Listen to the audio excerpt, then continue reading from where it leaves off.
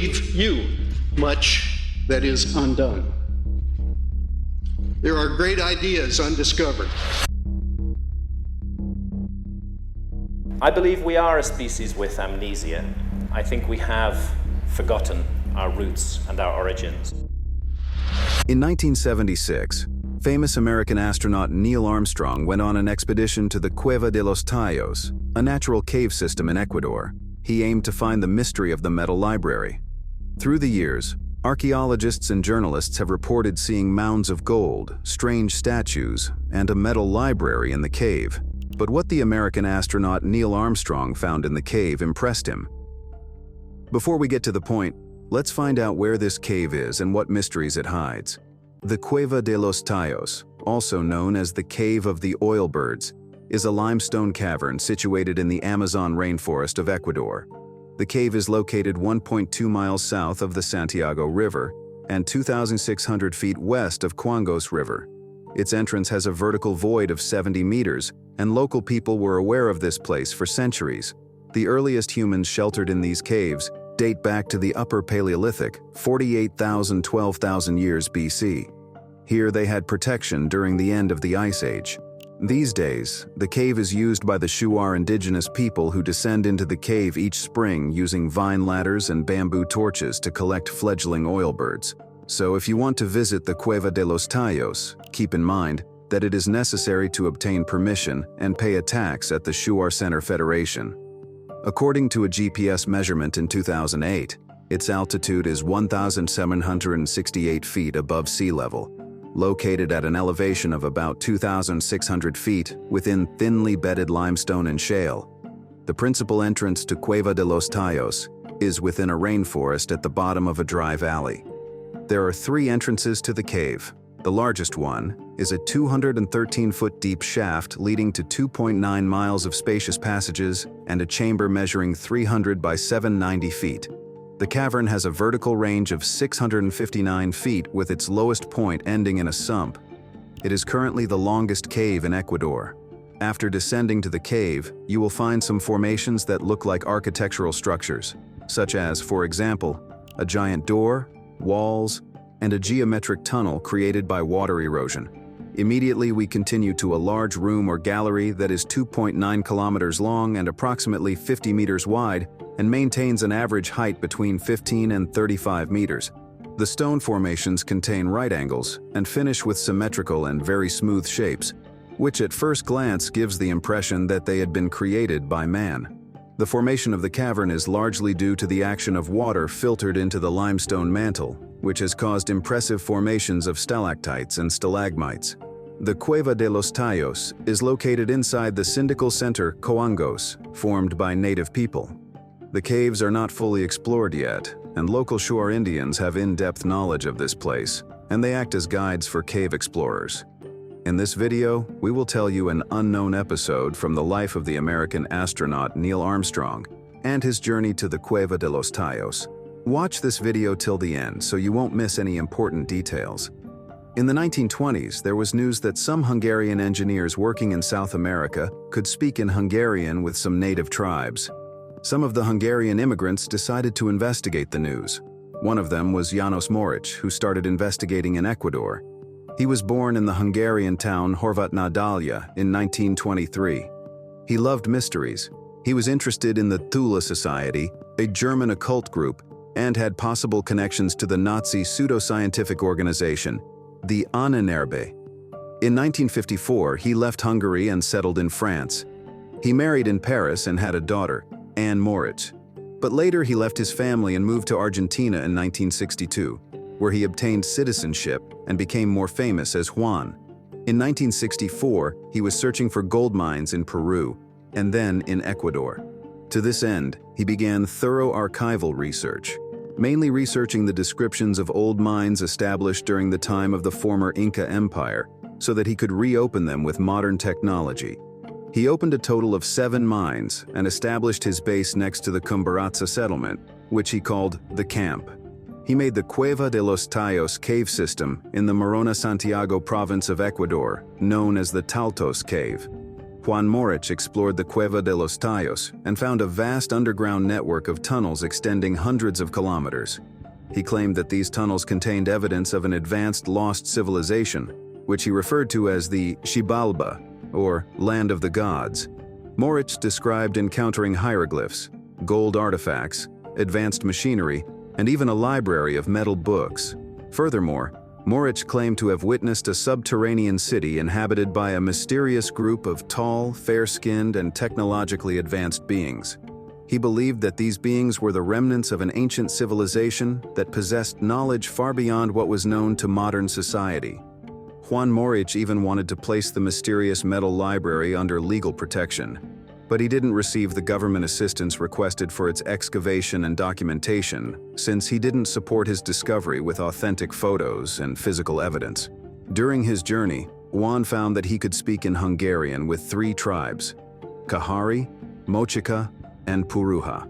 He even collected more than 10,000 geographical and family names that had Hungarian origins. In 1967, 7th of September, there was a conference where Juan Moricz presented his discoveries to the press and reporters. Moricz believed that the Hungarian tribes came to South America from the west on water. In 1968, Moricz wrote an essay, The American Origin of European Peoples. He claimed that the indigenous languages of South America share words with ancient Magyar, and this supports his idea that South America is the cultural birthplace of humanity. The metal library is the last remnant of this ancient Magyar society. He claimed that one of the caverns in the cave contained a polished stone desk with large books made of gold. During this first encounter with the library, 4 aliens spoke telepathically to him, congratulating him for his wit in getting into the cavern. Some claim that the origin of the Hungarians that was found could change the entire history of humanity, and maybe because of that this story didn't become famous. In 1991, Moricz was about to organize another conference, but he suddenly died.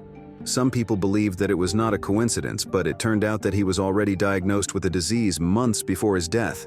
But his idea of a mysterious golden library became more and more widespread among seekers of mysterious artifacts. So in 1968, a group of Mormons came to believe that the metal plates that Moricz claimed were in the cave were the same golden plates described in the Book of the Prophet by Joseph Smith. The Mormons requested Moricz guidance in the expedition, but he never took the Mormons to the supposed Golden Library.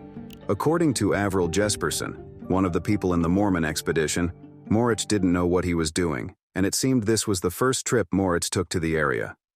But in 1974, Erich von Däniken appeared on the stage with his book named The Gold of the Gods, about the golden treasures of Cueva de los Tallos. He claimed he was guided to the cave by Juan Moricz. Von Däniken was already famous for his beliefs in extraterrestrial life. He believed that the Egyptian pyramids, Stonehenge, and the Moai of Easter Island, and certain artifacts from that period, are products of higher technological knowledge than is presumed to have existed at the times they were manufactured. In his books, he also described ancient artwork throughout the world as containing depictions of astronauts, air and space vehicles, extraterrestrials, and complex technology. Von Däniken explained the origins of religions as reactions to contact with an alien race, and offered interpretations of sections of the Old Testament of the Bible. In the book, The Gold of the Gods, he reported seeing mounds of gold, strange statues, and a library containing metal tablets. But Juan Moricz said that there had been no expedition, and von Däniken's descriptions came from a long conversation, and the photos in the book had been fiddled. Later, von Däniken convinced that he embellished some aspects of the story to make it more interesting. In German we say a writer, if he is not writing pure science, is allowed to use some theatrical effects. And that's what I have done, he said. And this is where the famous astronaut Neil Armstrong comes into the picture. Together with a large group of experts, the American, who in 1969 had gone down in history as the first man to set foot on the moon, arrived in Ecuador to visit the enigmatic cave. Armstrong arrived in South America at the invitation of the expedition leader, Scottish engineer Stanley Hall. Mr. Hall had himself read the book by Erich von Däniken and was extremely interested in the whole story. The book outlined a theory that extraterrestrials visited the Earth in ancient times. He was fascinated by the testimony of Juan Moricz, who claimed to have found the mysterious metal library of mystical texts, belonging to an ancient civilization and supposedly written on gold. But nothing in Stan Hall's background hinted that he would end up leading such a strange expedition. Born and raised in Dunbar, East Lothian, he enjoyed a conventional upbringing and trained as a civil engineer. As a young man in the 1960s, he had what he claimed was an out-of-body experience that challenged his understanding of the world. His daughter, Eileen Hall, explained, "Nothing in his early life pointed my dad, who had a scientific, analytical mind, to esoteric adventure. But he said that when he was 26 and living in Edinburgh, he had an experience of being immersed in white light. He said he was shown infinity and the interconnection of this dimension and others." Inspired to discover the truth, Stan Hall made the extraordinary decision to travel to Ecuador and follow Moricz's directions to look for the treasure. Even more extraordinary, he persuaded Neil Armstrong to join him on the quest. But why did the American astronaut Neil Armstrong agree to this adventure? Was it his own decision or a whim of fate? Watch this video until the end to find out what led Neil Armstrong to the mysterious cave in Ecuador. Neil Armstrong was born near Wapakoneta in the state of Ohio on August 5, 1930, in a family of Viola Louise and Stephen Armstrong. He had German, English, Scots-Irish, and Scottish roots. He is a descendant of Clan Armstrong. The Armstrong clan, traditionally located in the Scottish borders, was known for its strength, independence, and resilience. They were a formidable border clan, often involved in the turbulent conflicts and raiding typical of the Anglo-Scottish borderlands during the Middle Ages. The Armstrongs were reputed for their toughness and resourcefulness, living in a rugged environment that required constant vigilance and adaptability. These qualities were essential for survival and success in the often lawless border regions. Much like his ancestors who navigated and thrived in the challenging borderlands, Neil Armstrong ventured into the unknown realms of space. His role as the first human to set foot on the moon epitomizes the pioneering spirit that can be traced back to his Armstrong heritage. The Armstrong clan's history of independence and resourcefulness is mirrored in Neil Armstrong's approach to challenges. As a test pilot and astronaut, he exhibited a high level of technical skill, problem-solving ability, and calm under pressure, qualities essential for both survival in the borders and success in space missions. Neil Armstrong's life and achievements resonate with the historical traits of the Armstrong clan. The shared themes of resilience, a pioneering spirit, adaptability, and courage suggest a deep connection between Neil Armstrong and his Scottish heritage, demonstrating how the qualities of his ancestors may have influenced and paralleled his extraordinary journey. Since childhood, Neil has been open to new things. He was an active and brave guy. He became interested in flying in high school and even took flying lessons at the Wapakoneta airfield. He earned a student flight certificate on his 16th birthday. He was an active Boy Scout and earned the rank of Eagle Scout. As an adult, he was recognized by the Scouts with their Distinguished Eagle Scout Award and Silver Buffalo Award. While flying toward the moon on July 18, 1969, he sent his regards to attendees at the National Scout Jamboree in Idaho. Among the few personal items that he carried with him to the moon and back was a World Scout badge. In 1947, Armstrong began his studies in aeronautical engineering at Purdue University on a U.S. Navy scholarship.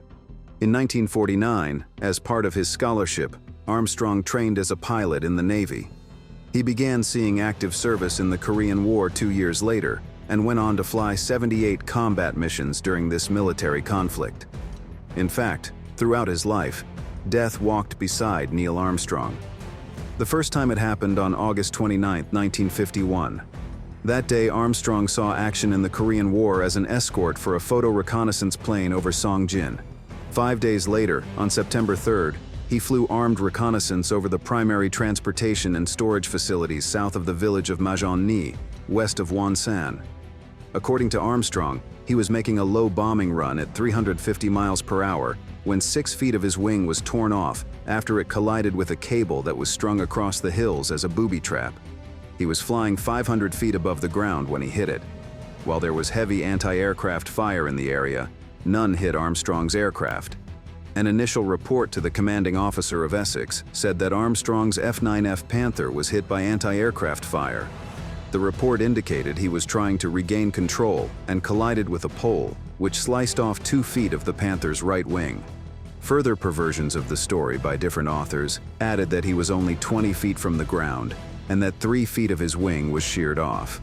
Armstrong flew the plane back to friendly territory, but due to the loss of the aileron, ejection was his only safe option. He intended to eject over water and await rescue by Navy helicopters, but his parachute was blown back over land. A jeep driven by a roommate from flight school picked him up. It is unknown what happened to the wreckage of his aircraft. After earning his release from active duty in 1952, Armstrong returned to college. In that year, he could not even think that in 10 years his life would change beyond recognition. Following his graduation from Purdue, Armstrong became an experimental research test pilot. He applied at the National Advisory Committee for Aeronautics High-Speed Flight Station at Edwards Air Force Base. But NACA had no open positions and forwarded his application to the Lewis Flight Propulsion Laboratory in Cleveland, where Armstrong made his first test flight on March 1, 1955. Armstrong's stint at Cleveland lasted only a couple of months before a position at the high-speed flight station became available, and he reported for work there on July 11, 1955. Little by little, we are approaching 1962. This year was a turning point in the life of Neil Armstrong. First, on January 28, 1962, at the age of 2, Neil's daughter, Karen Ann Armstrong, passed away. The loss of Karen was a blow to the family. Then, in May 1962, for the second time, Neil Armstrong's life could end prematurely. On May 21, 1962, he was sent in an F-104 to inspect Delamar Dry Lake in southern Nevada, again for emergency landings. He misjudged his altitude and did not realize that the landing gear had not fully extended. As he touched down, the landing gear began to retract. Armstrong applied full power to abort the landing, but the ventral fin and landing gear door struck the ground, damaging the radio and releasing hydraulic fluid. Without radio communication, Armstrong flew south to Nellis Air Force Base, past the control tower, and waggled his wings, the signal for a no-radio approach. The loss of hydraulic fluid caused the tailhook to release, and upon landing, he caught the arresting wire attached to an anchor chain and dragged the chain along the runway. It took 30 minutes to clear the runway and rig another arresting cable. Armstrong telephoned Edwards and asked for someone to collect him. Milt Thompson was sent in an F-104B, the only two-seater available, but a plane Thompson had never flown. With great difficulty, Thompson made it to Nellis, where a strong crosswind caused a hard landing, and the left main tire suffered a blowout. The runway was again closed to clear it, and Bill Dana was sent to Nellis in a T-33, but he almost landed long. The Nellis Base Operations Office then decided that to avoid any further problems, it would be best to find the 3 NASA pilots' ground transport back to Edwards. Neil Armstrong survived. Who knows, maybe God sent him these tests to prepare him for a flight to the moon. Later after that, Armstrong visited the Seattle World's Fair and attended a conference there on space exploration that was co-sponsored by NASA. After he returned from Seattle on June 4th, he applied to become an astronaut.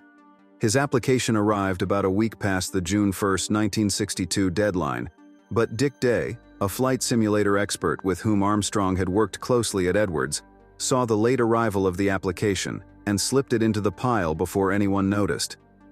NASA's Director of Flight Crew Operations, Deke Slayton, called Armstrong on September 13, 1962, and asked whether he would be interested in joining the NASA Astronaut Corps as part of what the press dubbed the New Nine. Without hesitation, Armstrong said yes. As you can see, Neil Armstrong's path to space was difficult and thorny. Death walked beside him, but fate still prepared something special for the future astronaut. Armstrong faced an even bigger challenge in 1969. Along with Michael Collins and Buzz Aldrin, he was part of NASA's first manned mission to the moon. The trio was launched into space on July 16, 1969. Serving as the mission's commander, Armstrong piloted the lunar module to the moon's surface on July 20, 1969, with Aldrin aboard. Collins remained in the command module. At 10:56 p.m., Armstrong exited the lunar module. He said, "That's one small step for man, one giant leap for mankind, as he made his famous first step on the moon. For about 2.5 hours, Armstrong and Aldrin collected samples and conducted experiments. They also took photographs, including their footprints. Returning on July 24, 1969, the Apollo 11 craft came down in the Pacific Ocean west of Hawaii. The crew and the craft were picked up by the USS Hornet, and the 3 astronauts were put into quarantine for 3 weeks. Before long, the 3 Apollo 11 astronauts were given a warm welcome home. Crowds lined the streets of New York City to cheer on the famous heroes who were honored in a ticker-tape parade. Armstrong received numerous awards for his efforts, including the Medal of Freedom and the Congressional Space Medal of Honor. We couldn't resist sharing these important facts from Neil Armstrong's life with you. After all, they are vital for understanding why he went to Ecuador on an expedition to a mysterious cave. And now we are finally transferred to August 1976, when the enthusiast Stan Hall, the astronaut Neil Armstrong, and another group of more than 100 people came to Ecuador for the expedition of the well-known cave. This expedition was financed by the governments of Ecuador and the United Kingdom. The team also included 8 experienced British cavers who thoroughly explored the cave and conducted an accurate survey to produce a detailed map of it. After battling through the jungle, the team arrived at the Cave of the Tayos in the San Miguel de Conche parish, where Armstrong was greeted as a hero by the local Shuar tribe who knew of the moon landings. At the entrance to the caves, the 2 explorers abseiled into the darkness. Mr. Hall later wrote, "The honorary President Armstrong was to descend a 6-inch wide wire ladder, which was free-hanging 65 meters into the dark interior, and explore many kilometers of these Andean halls of Valhalla, accompanied by birds, bats, snakes, scorpions, tarantulas, and rushing underground torrents, at times up to his neck in ice-cold water." An entourage of civil and military personnel, including local Shuar elders, who had arranged a speech of welcome, wound slowly down the now well-worn pathway to the cave mouth. Armstrong calmly moved forward. Once safely harnessed, he stepped unhesitatingly onto the swing-wire ladder and began to descend. Everyone watched him make yet another small step for man, and who knows, perhaps also for mankind. The symbolic similarity with his ladder descent onto the moon was self-evident. However, the team's hopes of making a remarkable find evaporated after a month when they realized the treasure cave was not where they expected to find it. Mr. Hall explained that they found the entrance to the caves, and they mapped about 16 kilometers of the underground system. But sadly, it was all they could do with the resources they had, and they were forced to retreat before they found the treasure. Upon his return, the astronaut Neil Armstrong met with journalists who asked him, what was more exciting, exploring the moon or the Tayos cave? To which Neil Armstrong responded, "It is difficult to compare, but in both cases, you feel that you are going to unknown areas and you learn new things. In that aspect, they are similar experiences." As we were able to ascertain, Neil Armstrong was not afraid of danger. He was always open to new things and was ready to take impossible steps for new scientific discoveries.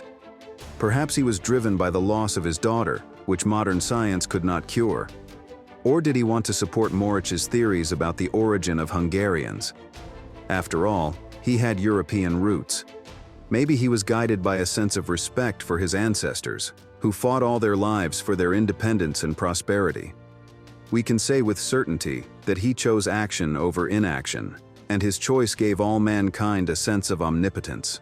Even though the expedition of the American astronaut Neil Armstrong did not find evidence of the existence of the mysterious metal library, over time there were always enthusiasts who wanted to solve this mystery with their own hands. An Argentinian explorer and filmmaker, Alex Chianetti, became one of them. He carried out a series of expeditions between 2006 and 2009. In 2007, he reached the depths of the main cave, the Coangos River Cave, after several months of back and forth through the jungle and hostilities from the local indigenous people. Chianetti discovered figures of animals along the underground rivers in the system of the Pastaza Tayos caves, as well as an engraving on a gold patina representing a double quadrilateral.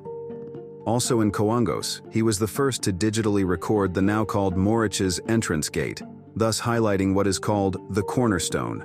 an architectural detail that would prove that parts of the structure have been built or adapted to the landscape or natural setting of the caves. In 2017, Stan Hall's daughter, Eileen Hall, decided to continue her father's work. Eileen Hall was born in Quito, Ecuador, and has lived in the United Kingdom for 23 years, where she studied art and architecture. With explorer Josh Gates and his team, she headed to Ecuador to explore the depths of the cave. Describing her visit to the jungle, she said, "It was absolutely incredible and I will be going back. I can see why Neil Armstrong said the expedition was as great as the moon. It was really quite dangerous and scary being out there. Some of the film crew ended up in hospital with viruses. I believe the treasure cave exists, and I intend to do all I can to realize my father's dream of finding it," said Ms. Hall. Today, the Cueva de los Tallos remains an important archaeological site in Ecuador, attracting explorers, scientists, and tourists interested in its natural beauty and geological formations. While the cave may not hold the mythical treasures and advanced civilizations once claimed, it continues to captivate the imagination of many due to its rich history and the mysteries it still holds. It is interesting how the fate of all the actors we have told in our history has turned out today. In 1991, Juan Moricz died, as he was already diagnosed with a disease months before his death. Neil Armstrong passed away on August 25th because of the developed complications after heart surgery. Eric von Daniken is still alive. He is 89 years old. He designed the Mystery Park, a theme park in Switzerland, that opened in May 2003. Eileen Hall is the founder of Tallos, an organization supporting the protection of endangered habitats in Ecuador. Thank you for watching this video. In the comments, write down, do you believe in the existence of treasures of the Cueva de los Tallos?